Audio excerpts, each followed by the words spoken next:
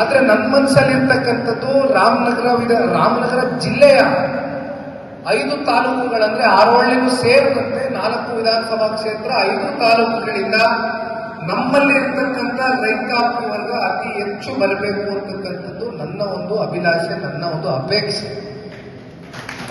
ಚುನಾವಣೆಯಲ್ಲಿ ಸೋಲು ಗೆಲುವು, ಏಳು ಬೀಳು ಇವೆಲ್ಲ ಸರ್ವೇ ಸಾಮಾನ್ಯ ರಾಜಕಾರಣದಲ್ಲಿ. ನಾನು ಯಾವಾಗಲೂ ಹೇಳ್ತಾ ಬಂದಿದ್ದೀನಿ, ಚಕ್ರವ್ಯೂಹ ತಿರುಗ್ತಾ ಇರುತ್ತೆ, ಉಳುತ್ತಾ ಇರುತ್ತೆ. ಯಾವ್ಯಾವ ಸಂದರ್ಭದಲ್ಲಿ ಯಾರ್ಯಾರಿಗೆ ಅವಕಾಶ ಕೊಡಬೇಕು ಪ್ರಜಾಪ್ರಭುತ್ವದ ವ್ಯವಸ್ಥೆಯಲ್ಲಿ ಅಂತಕ್ಕಂಥದ್ದು ಜನ ತೀರ್ಮಾನ ಮಾಡ್ತಾರೆ. ಆದ್ರೆ ಇಲ್ಲಿ ನಾವು ಯಾವುದೇ ಒಂದು ರಾಜಕೀಯ ಲಾಭದ ನಷ್ಟದ ಲೆಕ್ಕಾಚಾರಕ್ಕಿಂತ ರೈತರ ಜೊತೆಯಲ್ಲಿ ನಾವು ನಿಲ್ಲಬೇಕು, ಅದು ನಮ್ಮ ಆದ್ಯ ಕರ್ತವ್ಯ ಅಂತಕ್ಕಂಥದ್ದನ್ನ ಮುಂದಿಟ್ಕೊಂಡು ಸ್ಪಷ್ಟ ನಿಲುವಿಂದ ನಾವು ಹೋದ್ರೆ ಖಂಡಿತ ಜಿಲ್ಲೆಯ ಜನ ಕೇವಲ 3 ವಿಧಾನಸಭಾ ಕ್ಷೇತ್ರ ಅಲ್ಲ, ಈ ಜಿಲ್ಲೆನಲ್ಲಿ ಇರ್ತಕ್ಕಂಥದ್ದು ಕನಕಪುರನು ಸೇರಿ ಹೇಳ್ತಾ ಇದ್ದೇನೆ, 83,000 ಓಟನ್ನ ನೀವು ಲೋಕಸಭಾ ಚುನಾವಣೆಯ ಸಂದರ್ಭದಲ್ಲಿ ಕೊಟ್ಟಿರ್ತಕ್ಕಂಥದ್ದು ಬಹುಶಃ ಈ ದೇಶದ, ಈ ರಾಜ್ಯದ ಇತಿಹಾಸದ ಪುಟಗಳಲ್ಲಿ ಉಳ್ಕೊಂಡು ಹೋಗ್ತಕ್ಕಂಥ ವಿಚಾರ ಅಷ್ಟು ಸುಲಭದ ಮಾತಲ್ಲ. ಅದಕ್ಕೆ ತಾವುಗಳೆಲ್ಲ ಎಷ್ಟು ಶ್ರಮ ಪಟ್ಟಿದ್ದೀರಿ, ಎಷ್ಟು ಹೋರಾಟ ಕಟ್ಟಿದ್ದೀರಿ, ಆ ದಿನಕ್ಕೋಸ್ಕರ ನೀವು ಎಷ್ಟು ಹಲವಾರು ವರ್ಷಗಳಿಂದ ನಿಮ್ಗೆ ಆಗ್ತಾ ಇರ್ತಕ್ಕಂಥ ಯಾತನೆಗಳ ಬಗ್ಗೆ ಇವತ್ತು ಶಿವಕುಮಾರ್ ಅವರು ಹೇಳಿ ತಪ್ಪಲ್ಲ. ಶಿವಕುಮಾರ್ ಅಣ್ಣವರು ಒಬ್ಬ ಪ್ರಮುಖ ಮುಖಂಡರು, ಈ ಕ್ಷೇತ್ರದ ಪ್ರಮುಖ ಮುಖಂಡರು, ನಾನು ಗೌರವಿಸ್ತೀನಿ. 500 ದಿನಕ್ಕೂ ಹೆಚ್ಚು ಕಾಲ ಬೀದಿಯಲ್ಲಿ ಬೈರಮಂಗಲ ಸರ್ಕಲ್ನಲ್ಲಿ ಹೋರಾಟವನ್ನ ಮಾಡ್ತಾ ಇದ್ದಾರೆ. ಪ್ರಾರಂಭದಿಂದಲೂ ಕೂಡ ಜನತಾದಳ ಪಕ್ಷ ರೈತರ ಈ ಒಂದು ಹೋರಾಟದಲ್ಲಿ ಅವರ ಜೊತೆಯಲ್ಲಿ ಆತ್ಮಸ್ಥೈರ್ಯವನ್ನು ತುಂಬುತ್ತಾ ಅವರ ಪಿತ್ರಾರ್ಜಿತ ಆಸ್ತಿ ಹಾಗೂ ಫಲವತ್ತಾದಂತ ಅವರ ಜಮೀನುಗಳನ್ನ ಸರ್ಕಾರ ಏನು ಕಸ್ಕೊಳ್ಳೋದಕ್ಕೆ ಹೋಗ್ತಾ ಇದೆ,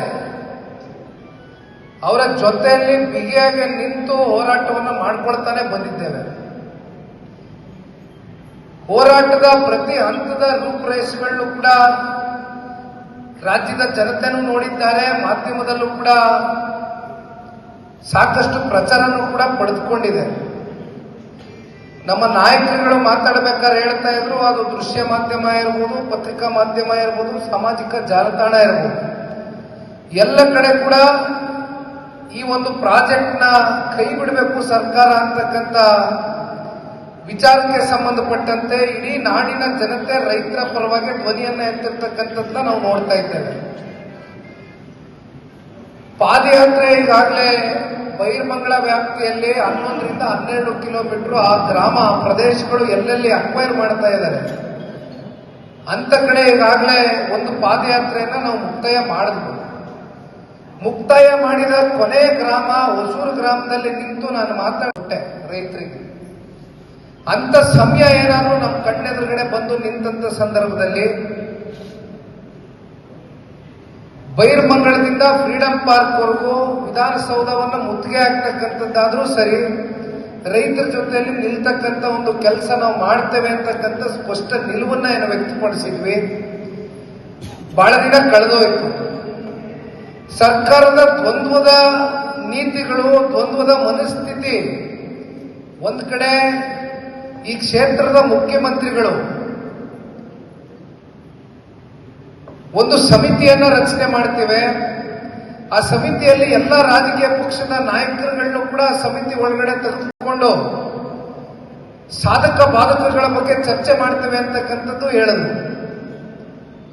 ಅವತ್ತಿನ ದಿನ 4 ಮತ್ತೆ ಮಿಗಿಲಾದಂತ ಮತ್ತಿತರ ಹಳ್ಳಿಗಳ ಅಂತಿಮ ಅಧಿಸೂಚನೆಯನ್ನು ಹೊರಡಿಸ್ತಾರೆ. ಅಂದ್ರೆ ದ್ವಂದ್ವದ ಮನಸ್ಥಿತಿ, ದ್ವಂದ್ವದ ನೀತಿಗಳನ್ನ ಇವತ್ತು ರಾಜ್ಯದ ಮುಖ್ಯಮಂತ್ರಿಗಳು ಮಾಡಲಿಕ್ಕೆ ಹೊರಟಿದ್ದಾರೆ. ಇದರಲ್ಲಿ ಬಹಳ ಸ್ಪಷ್ಟವಾಗಿ ಅರ್ಥ ಆಗ್ತಕ್ಕಂಥದ್ದಿಷ್ಟೇ, ಇದು ಯಾವುದೋ ಪ್ರತಿಷ್ಠೆಗೆ ತಗೊಂಡಂತ ಒಂದು ಪ್ರಾಜೆಕ್ಟ್ ಆಗಿದೆ.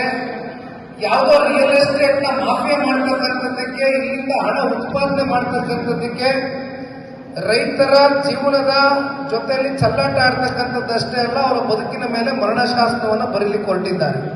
ಇಷ್ಟೇ ಸಾಕ ಅಂತ ತಾವು ಕೇಳಿದ್ರೆ, ಈಗ 2-3 ತಿಂಗಳಿಂದ ತಾವು ನೋಡ್ತಾ ಇದ್ರಿ, ಎಲ್ಲಿ ನೋಡಿದ್ರು ಯಾವ ಫೋನ್ ತೆಗೆದ್ರು ಕೂಡ ಬಿಡದಿ ಬೈರಮಂಗಲ ಹೋರಾಟದ ಬಗ್ಗೆ, ರೈತ ಇಲ್ಲದೆ ಇರ್ತಕ್ಕಂಥವನು ಕೂಡ ಇವತ್ತು ರೈತರ ಬೆಂಬಲಕ್ಕೆ ನಿಲ್ತಿವೆ ಅಂತಕ್ಕಂಥದ್ದನ್ನ ಹೇಳ್ತಾ ಬಂದ್ರು. ಯಾಕೆ ಇದನ್ನ ಹೇಳ್ತಾ ಬಂದ್ರು?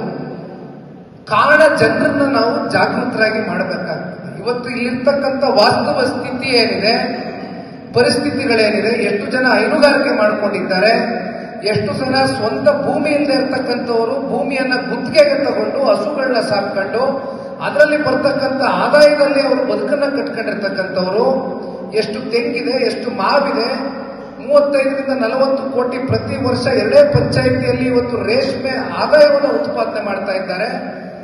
ಈ ರೀತಿ ಬದುಕನ್ನ ಕಟ್ಕೊಂಡಿರ್ತಕ್ಕಂಥ ರೈತರು, ಸಣ್ಣ ರೈತರು, ಅತಿ ಸಣ್ಣ ರೈತರ ಒಂದು ಕ್ಯಾಟಗರಿ ಬಹಳ ದೊಡ್ಡ ಸಂಖ್ಯೆ ಏನಿದೆ. ಅಂದ್ರೆ 1 ಎಕರೆಗಿಂತ ಕಮ್ಮಿ ಭೂಮಿಯನ್ನ ಭೂಮಾಲೀಕರು ಇರ್ತಕ್ಕಂಥ ಸಂಖ್ಯೆ ಅತ್ಯಂತ ಜಾಸ್ತಿ ಇದೆ.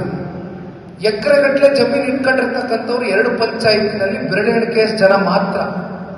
ಹಾಗಾಗಿ ಅಂತ ಸಣ್ಣ ರೈತರು, ಅತಿ ಸಣ್ಣ ರೈತರ ಎದೆ ಮೇಲೆ ಮರಣ ಶಾಸನವನ್ನ ಬರೀಲಿಕ್ಕೆ ಹೋಗ್ತಾ ಇರ್ತಕ್ಕಂಥ ಈ ಸರ್ಕಾರದ ರೈತ ವಿರೋಧಿ ನೀತಿಯನ್ನ ಖಂಡಿಸಿ ನಾವೆಲ್ಲರೂ ಕೂಡ ಇವತ್ತು ರೈತರ ಮಕ್ಕಳು ಒಗ್ಗಟ್ಟಾಗಿ ಒಂದು ಹೋರಾಟವನ್ನ ಈ ಒಂದು ಪಾದಯಾತ್ರೆಯ ಮೂಲಕ, ಈ ಪಾದಯಾತ್ರೆಯ ಯಶಸ್ಸು ಜನತಾದಳ ಪಕ್ಷ ಒಂದು ರಾಜಕೀಯ ಪಕ್ಷದ ಯಶಸ್ಸಲ್ಲ, ಇದು ರೈತರ ಯಶಸ್ಸಾಗಿರ್ಬೇಕು. ಹಾಗಾಗಿ ನಾನು ಕೈಗೂಡಿಸಿ ಮನವಿ ಮಾಡ್ತೇನೆ, ನಮ್ಗೆಲ್ಲರದು ಕೂಡ ಇವತ್ತು ಅಷ್ಟೇ ಜವಾಬ್ದಾರಿ ಇದೆ, ಹೊಣೆಗಾರಿಕೆ ಇದೆ.